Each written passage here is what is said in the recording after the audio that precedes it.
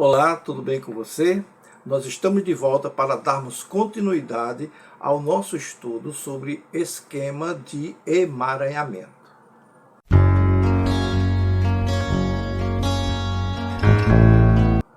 Muito bem. Depois de termos analisado todos aqueles pontos importantes que foram os cinco grupos de necessidades fundamentais, depois de termos colocado em evidência aqui alguns pontos e algumas coisas que ajudam à criação de esquemas, nós vamos tratar de um desses esquemas, que é o esquema de emaranhamento. Esse esquema de emaranhamento é quando aquela segunda opção ou segunda necessidade que nós falamos no início, as segundas necessidades fundamentais não estão sendo atendidas. Lembra quais são elas? Vamos lembrar aqui quais são essas necessidades. Vamos linkar como a autonomia, a competência e o senso de identidade. Como a gente viu, essas necessidades ou não atendimento dessas necessidades geram os esquemas. E precisamos entender que a família é muito importante para o desenvolvimento dessa área, para que o contexto ajudasse a desenvolver a autonomia. O que quer dizer isso? É o senso de identidade e competência.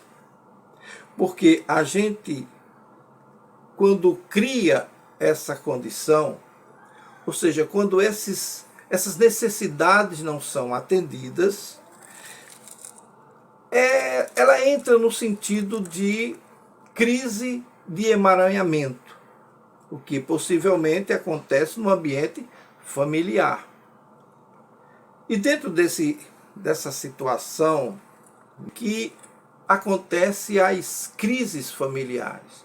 Muitas vezes a pessoa é tão apegada à família que não sabe fazer outra coisa, ou foi criada naquele regime em que tudo depende de uma só pessoa, ou de algumas pessoas para resolver todas as questões.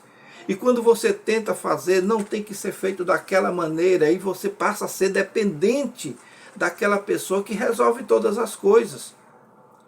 Ou que muitas vezes olha para você como uma questão de que você não tem competência para resolver aquilo e precisa de alguém. E aquilo passa a lhe acompanhar durante toda a sua vida.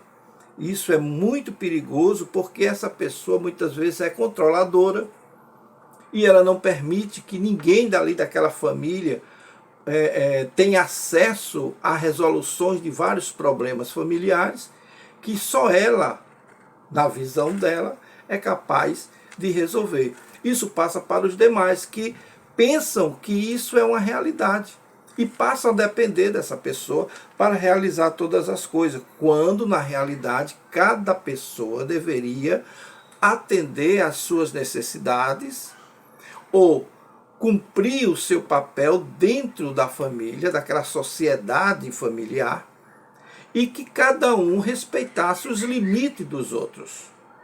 Então é isso que a dinâmica familiar exige. Dentro desse grupo de necessidades não atendidas, a gente pode desenvolver esquemas como de fracasso, esquema de dependência, esquema de vulnerabilidade ou dano à doença, né? E o emaranhamento propriamente dito.